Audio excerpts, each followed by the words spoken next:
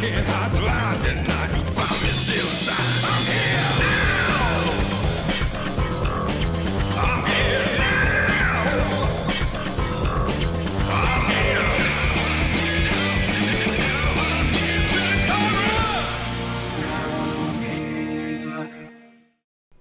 Welcome, CHIKARA, to your Podcast-A-Go-Go. I'm Director of Fun Mike Quackenbush, coming to you live from Center Neptune to prescribe to you one more week's dose of CHIKARA goodness. This week on the Go-Go, I've got another complete match for you, and it's from our sold-out UK tour.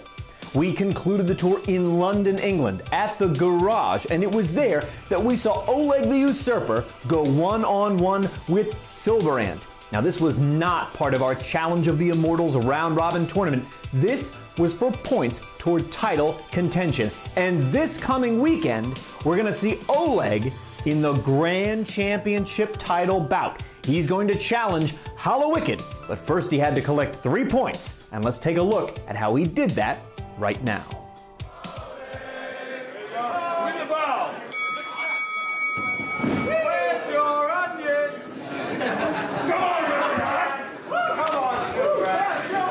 To a rollicking start here as Oleg the Usurper takes on Silverant. Silverant representing the Nightmare Warriors, kind of the odd man out of that team. Not the odd man out here at the commentation station. Bryce Remsburg joining me. Why, thank you, Leonard. It's great to be here. The same could be said for Oleg the Usurper on the Arcane Horde, kind of the, in ways, the last guy picked in dodgeball at the Challenge of the Immortals, not with his Wrecking Crew buddies. And I mean, Smashmaster, McMassive, Rumble Crunch, Jocka, even Bacabella, making no mistakes about the fact that Oleg was an afterthought. Like, Oleg was not even high on their priority list. Easily the fifth out of the 5 most valued clientele under Sidney Bacabella's contractual obligation. But much to their, displeasure, I'm sure he's succeeding in many ways. Not only in victories, in-ring competition, and in popularity. Really, it was over this weekend here in the UK that Oleg's popularity has soared. Every venue we played, every event we visited, a few more in the crowd with the Oleg chant. Kind of followed him all weekend. It'd be interesting to see his reaction once we get back to the stage. Absolutely. He was getting a little bit of a backing behind when we were in North Carolina and Virginia lately. We'll see how that translates over. When we return, as you mentioned, the States to Massachusetts. We return to Easton for Rosario. Chicago, Indianapolis, South Windsor, Connecticut, Providence, Rhode Island, and on and on and on. But yeah, Sidney Bacabella not going to be happy. Not going to be happy with when he figures out how to work a computer and watches these events on Chikaratopia. I think somebody else is working a computer for Bacabella. He probably has a guy. He's got a guy. He's got a shoes guy. He's got a hairpiece guy. He's one of those guys that's got guys. He's got a cummerbund guy. Yeah, he's got a guy. Silverant now in control of this contest. Bruisers. He's really going to have his work cut out for him, if you ask me. He's given up a lot of size here to Oleg. Usually Silverant's very evenly matched, or much bigger and much more muscular than most of his other opponents here. Oleg now just tossing him around like nobody's business. It's interesting to watch Silverant adapt. He's in many ways a wrestling chameleon. Oh, we saw that last night in Cardiff against Mark Andrews. I was just about to say how he changes his style depending on the size of his opponent, then he uses a move that he used against a smaller opponent. But nonetheless, last night we saw him trying to ground the aerial attack of Mark Andrews, and tonight more of a chopping down the tree type offense, I would imagine, against the bruising, strike-heavy offense of Oleg the Usurper. Oh! Right, that's the thing. That's very interesting to bring that up. Cover here, not even 1 count. Even. It's very similar strategies when you're against a guy who is a powerhouse, who is a brute like Oleg the Usurper, and a guy like you mentioned, Mark Andrews, who is a high flyer. Both those guys, you keep them on the ground, and that's going to eliminate a good chunk of their offense. Mm-hmm. Oleg's not one much known for his catch-as-can wrestling, his submission game. So if Silverant can keep him on the ground, this is his match. You are correct, and I think Silverant realizes that. Oleg, not a big strategy guy, I take it. Not a big homework doer, not a big... Just kind of goes after the bell rings, someone's across the ring from him, and he starts to fight. He's not studying tapes, you don't think? No, not a big... No. Jeez. You heard that crack there. And Oleg quickly decides he doesn't want to exchange smacks with Silverant. Goes to the knee to the breadbasket there. And Silverant delivers those headbutts and a lot of wind-up. It's almost like he's trying to push his head through his opponent's head. I think that adds a little bit more oomph, a little bit more mustard onto it, up to the outside, and there you see again that same headbutt. Dangerous offense, the headbutts. Now, springboard double, and into the front flipping senton. No leg hook, barely a 1 count. You don't see a lot of mustard over here, Leonard. I don't know if you've noticed that. Yeah, ketchup, a lot of mayonnaise. Not a lot of mustard. Somebody told me the other day that in Brooklyn there is a store that sells just mayonnaise. Goodness gracious. That's it. Was ever a reason to hate Brooklyn? No thank you.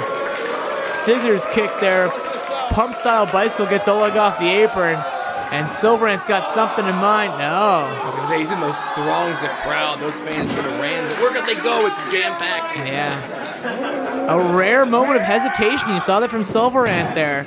Maybe he was deciding what he's going to go for. Maybe Oleg moved. Maybe he didn't have a clear path with the fans out there. But just a ever so slight moment of hesitation before he made that dive. And it cost him in this instance. And the tides, they haven't shifted, Leonard. That's a great point. You know, Silverant kind of having the fans' well-being in the back of his mind. Oleg barely cares about himself. I think he cares whether or not his reckless behavior, throwing himself around, is going to hurt somebody else. I'd be careful if you're in the ring with him. Believe me. Yes. Give him a wide berth. Yes. You haven't lived till you've seen him try to figure out where the locker room is and try to explain to him where it is. There he got his more speed, but you saw he knows what caliber opponent he's in there with. Sometimes you'll see him take, 6 or 7 paces across the ring. He only took 2 there, and he went right for Silver. He knew if he left him lay in that corner too long, it would cost him. Oh! One of the least popular moves Oleg the Usurper does, I understand, from his opponent. That senton just squashing the air out of your rib cage. Gets a lot of momentum, just a real quick snap of his body, and he's a big boy Oleg, and that's a lot of weight coming down across you. One of his more unorthodox maneuvers. And he's got several. He's got a plethora. You go online, you see all these different people, and his fans make videos of the top 100 moves of so on and so forth. 100. Yeah, and somebody should make the most hated moves of Oleg. Yeah, that would be the top 99 spots, I think. Just speaking of the unorthodox offense, you saw him there. He just literally threw Silverant into the ropes. Maybe the throat caught the top strand, the armpit somewhere caught the middle strand, but unorthodox yet effective. And this ring here, these are ropes. These are the actual rope. They cut, they scratch, and effective in that instance there by Oleg the Usurper. And hard into the buckle, Oleg throwing his own body as he throws Silverant into the corner. Extra oomph. Not going for a cover here. He definitely has Silverant where he wants him. Saw him there raise his finger almost like, I've got an idea. I bet you his idea is I'm going to hit him a bunch. A very faint, old light bulb went off. It was a candle. Yeah, it probably was. Very at home in these older style buildings. Not so much here in the garage, but several we have encountered this past weekend here in the UK. Very confused by the motor coach. Throwing off the elbow pads here. While I'm sure he has the intentions of more pressure and more intense strikes, all he really did, as we're seeing right now, is give Silverant a couple seconds to gain his thoughts, gain his composure, and get back in this one. A little bit of a mistake, but he's still in control. As you see, Silverant was able to get the arms up to kind of lessen some of those blows, but he's still in the corner, pulls himself back up, ready to go, and that just seems to infuriate Oleg even more. That's a boxing-style defense mechanism, just to put something up, try anything to block the blow. Even taking 90% of those blows as opposed to 100 could mean the difference in a knockout. Oh, man. I was wondering how this was going to turn out if it came down to strikes versus strikes, chops versus chops, and right now Silverant in control, but he needs to press the advantage here on Oleg, who catches him around the throat. Could be going for a choke slam. Nope. Oh, snapped him. Trying to take out the wheels of the big man, maybe trying to daze him a bit. Just a quarter mile outside of a concussion city there, Leonard. Where that Enzagiri landed. Oh, man. Not sure how area codes work over here in the UK, but drilled him with that one nonetheless. Double drop kick, one of his favorites. Flying missile drop. You got to wonder what it takes out of him, but that's part of the risk versus reward scenario in his mind there. Seems to have decided that it does more good than harm. Speaking more harm than good, flipping it on you. Oh, like a step behind Silver and just smushed him in the corner. And now the fans here at the garage getting behind Silverant. Guys working on cars in the back. It's crazy. Oh, yeah? I didn't think it was going to be an active garage, but lo and behold. Is Fonzie's apartment above this? Yeah. Milwaukee. I think in Milwaukee.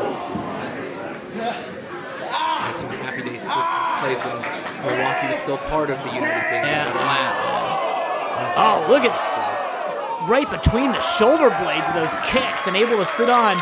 Looks like he's got that Texas cloverleaf pretty well sunk in, sitting deep on the small of the back as well. And even worse, I was going to say his arms were trapped under him, which is the triple whammy there. I was going to say that was going to be the difference there. Oleg was almost trapped, unable to move, but was able to get his arms out and almost immediately escaped. It was very powerful legs kicking him. Followed by a very powerful super kick from those powerful legs. There's a lot behind those super kicks. You see many super kicks in the sport of pro wrestling today, but few have as much weight and power and sudden impact behind them as those of Oleg and Oleg the Usurper. Really, I haven't noticed a resurgence in the super kick. It's like Hansel. It's so hot right now. I mean, we mentioned the unlikely draws of these teams. Both of them, in a way, seeming to at least try to make lemonade out of lemons here. Silverant, big fan of competition. Maybe not the team you wanted to be on, but he likes a good contest, he likes a good fight, and he's out there to have them. So he'll represent his team proudly.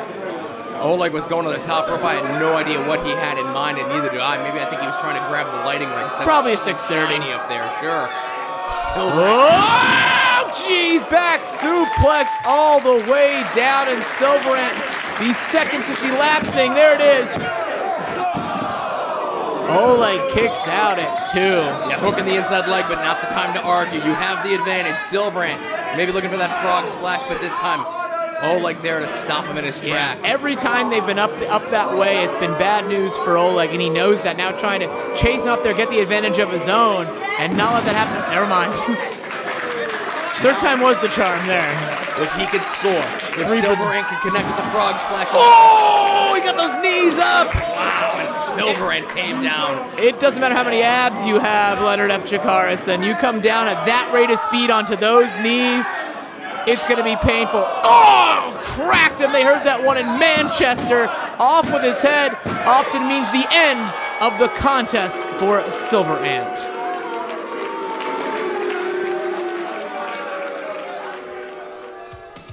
There you just saw Oleg the Usurper picking up one of the 3 points he needs, and he's cashing in this weekend in Indianapolis at Shock and Awe, as he's in for the match of his career, challenging our grand champion Hallowicked for the richest prize in the game. If you want to be there live, there's still time to get advance tickets. Go over to CHIKARAPro.com right now and reserve your seats for Shock and Awe in Indianapolis, our Saturday night event in Chicago, Illinois. The Sword of Destiny is already sold out, but you can still grab tickets to Shock and Awe and our upcoming tour stops as well. We're headed to Connecticut and Rhode Island in the month of July.